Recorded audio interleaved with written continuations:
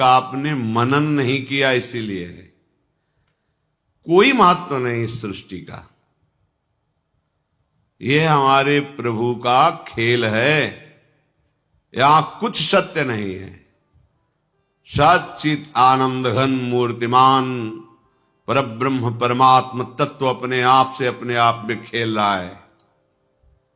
यही जानने के लिए तुम्हें प्रियालाल ने सत्संग दिया है। ना तू है ना मैं है, एकमात्र ब्रह्म ही ब्रह्म है। परमात्मा कहो, भगवान कहो, ईश्वर कहो, प्यारे कहो, दुलारे कहो, महात्मा कहो, दुरात्मा कहो, ऊंचा नीचा बड़ा छोटा, एकमात्र परमात्मा तत्व है।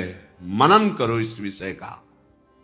अणो अणियान महतो महियान, वो अपने आप से खेल रहा है। छोटे से सबसे छोटा हो, महान से सबसे बड़ा महान हो। यदि हम भगवद आज्ञा का अक्षरशः चिंतन करते हुए पालन करें तो ये माया हमें स्पर्श नहीं कर सकती। दो विभाग हैं, एक है मम माया, एक है ममैवांशो। दोनों के बीच में रेखा खींची हुई है सच्चिदानंद प्रभु की। दोनों का संचालन प्रभु से ही हो रहा है। दोनों प्रभु के ही अंश हैं और दोनों के बीच में एक खेल रखा गया है। माया विपक्ष में है और ममैवांशों के पक्ष में भगवान की भक्ति है। जो माया के पक्ष में है उनके हृदय में नाना प्रकार के प्रपंच भावों का सृजन करके अधीन रखती है। जो भक्ति के पक्ष में है वो नाना प्रकार के सद्भावों का सृजन करके असद भावों का नाश करके एक ही भाव को प्राप्त करा देती है। चाहे वो दास्य भाव, सख्य भाव, वात्सल्य भाव, किसी एक भाव में दृढ़ कर देती है भक्ति। इसलिए प्रत्येक उपासक को सावधानी से निरंतर भगवत चिंतन करते हुए, भगवद वाणी का चिंतन करते हुए अपने समय को व्यतीत करना है। माया का कोई रूप नहीं है कि देखो भाई माया आ गई। वो तुम्हारी बुद्धि में ही बैठी हुई है, तुम्हारे मन में ही उसका प्रभाव है, तुम्हारे अहम स्वीकृति में ही उसका राज्य है। बाहर से भीतर से दोनों जगह उसका प्रभाव है। अगर तुम्हें कोई माया के प्रभाव से बचा सकता है तो मायापति श्री कृष्ण, इनके चरणों का आश्रय लेकर इनके स्मरण में अंतर ना पन्ने पावे। अंतर ही माया है। ध्यान से सुनिए, अंतर ही माया है। माया का स्वरूप क्या है? भगवत विस्मरण करा देना। भक्ति का स्वरूप क्या है? भगवत स्मृति में तन्मय कर देना। माया कैसे प्रभावित करती है? मैं और तू व्यक्ति, पदार्थ, वस्तु, स्थान, घटना से आकर्षित करके।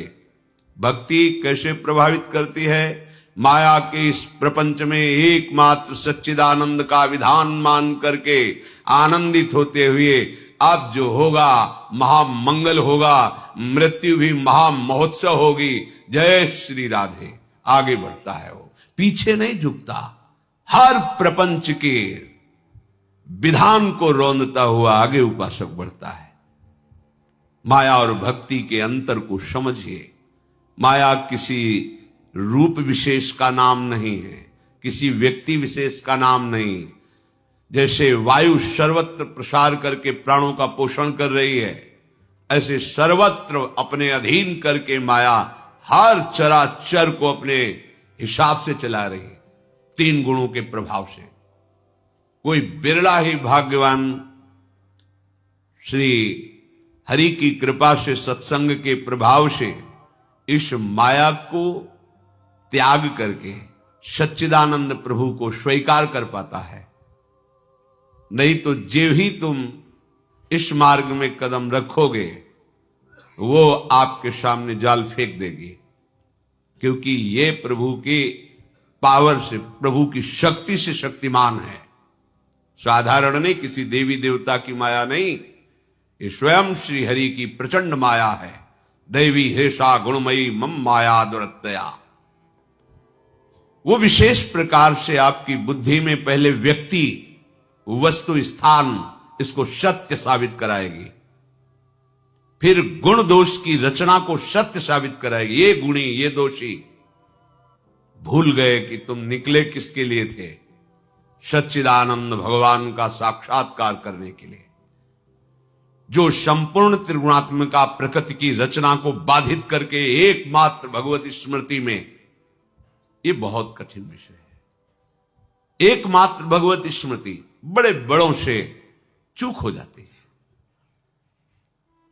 हम प्रभु का आश्रय लेकर के निरंतर भजन परायण रहें तो हमारी सदगति में अंतर नहीं पड़ेगा।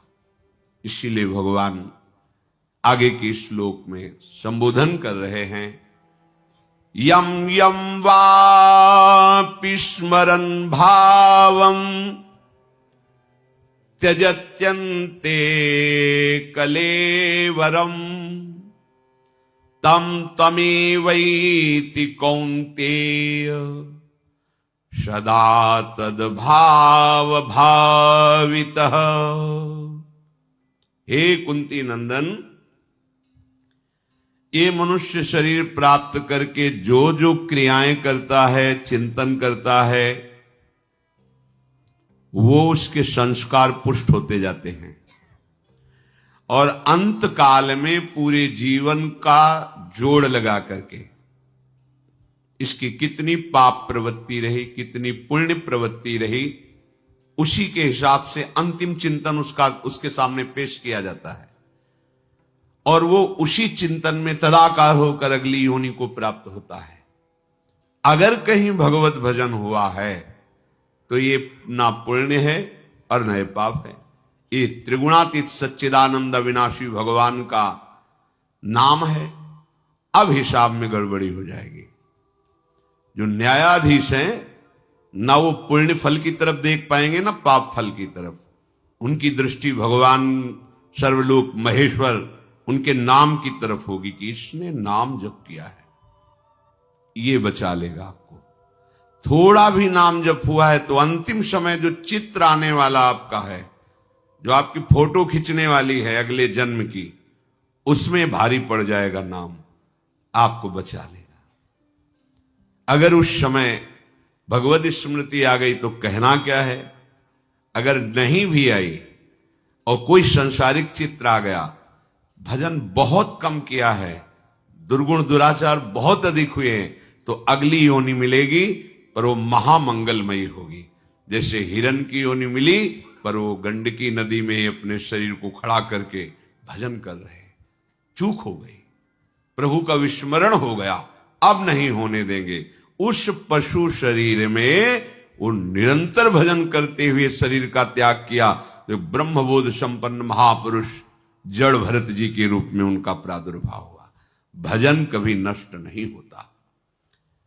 प्रभु कह रहे हैं कि जीवन भर जो आप कर रहे हो वही आपकी अंतिम अगले योनि के लिए स्थिति होगी। अंतिम चिंतन के अनुसार मनुष्य को अगली योनि में जाना होता है, ये नियम है। प्रभु की स्मृति में यदि आप समय व्यतीत किए हैं, सत्संग सुना है, धाम के दर्शन किए, धाम वास किया, नाम जप कर रहे हैं, वाणी पाठ कर रहे हैं, भगवत कथा कह रहे हैं, सुन रहे हैं, ये वासनाएं एकदम नष्ट नहीं होती। ऐसा नहीं कि परमार्थ का पथिक जो ही इस मार्ग में कदम रखा तो वासनाएं भस्म हो गई, ऐसा कहीं नहीं लिखा, ऐसा है भी नहीं, चलने पर अनुभव होता है। जो ही इस मार्ग में कदम रखा तो वासनाओं का तूफान आ जाएगा। जो आप वासनाओं के तूफान को संसार में देख रहे थे वो कम है, क्योंकि माया जान रही मेरी पक्ष में ये गिरा पड़ा है। और जिस दिन आप परमार्थ के लिए कसेंगे तो देख लेना घबराहट पैदा कर देगी तुम्हारे मन में। वासनाओं का तूफान, ऐसा तूफान बड़े बड़े साधकों में हमने देखा है, निर्णय करने की शक्ति खत्म हो जाती है। माया भगवान की ही सामर्थ्य से युक्त है, इसलिए वो कहते मामे हुए मैं निकालूंगा, मेरी शरण में तू रहे, तेरी सामर्थ्य नहीं तू निकल पावे। स्पष्ट घोषणा कर रहे हैं, मामे हुए प्रपद्यन्ते माया में ताम तरंती पे। भगवद स्मृति जिसकी चल रही है तो कल्याण तो उसकी जेब में पड़ा हुआ है, कल्याण का कल्याण हो गया। पर जब भगवद स्मृति की तरफ हमारा लगाव ही नहीं हुआ तो फिर संसार की स्मृति रहेगी। संसार की स्मृति में जो आपका चरित्र रहा है वही स्मृति आखिरी बनेगा, निर्णय है। यहां कह रहे कि कुत्ते की योनि के मूल्य में आपको भगवान की प्राप्ति हो जाएगी। समझ रहे हो क्या? तुम्हारे जिस आचरण से तुम्हें अगली योनि कुत्ते की मिलनी है, अगर आचरण सुधार लोगे तो इसी योनि में भगवान मिल जाएंगे। जितने समय को जिस योनि से आपने जो चिंतन किया परिणाम आपका वही होगा। मानो आपका आचरण बिगड़ गया, आपका चिंतन बिगड़ गया, अंतिम समय आपके किसी भी योनि के जीव का चिंतन आ गया, वहीं जाना पड़ेगा। तो कह रहे सोचो इस चिंतन का कितना बड़ा प्रभाव है कि तुम्हारे गलत चिंतन से गलत योनि प्राप्त हो सकती है। अगर भगवान का चिंतन करो तो तुम भगवान बन जाओगे। भगवान बन के ही भगवान के देश में प्रवेश होता है। गीध देह तज धरि हरि रूपा, हरि रूप को प्राप्त। जैसे हमारी किशोरी महारानी जी के समीप जब कोई रसिक कृपा पात्र उपासना के भाव बल में प्रवेश करता है तो किशोरी स्वरूप ही होता है। किशोरी मात मानम किम सुकुमारी नुकले, किशोरी की सेवा में किशोरी बन के ही, हरि की सेवा में हरि पार्षद हरि स्वरूप ही हो करके जाते हैं। तो चिंतन का ही तो प्रभाव हुआ। इसलिए भगवान सावधान कर रहे, कितनी दया है, कितनी करुणा है उनकी इस श्लोक में। सावधान हो जाओ तुम, जो जो तुम चिंतन करते हो वही तुम्हारा भाव बनता है।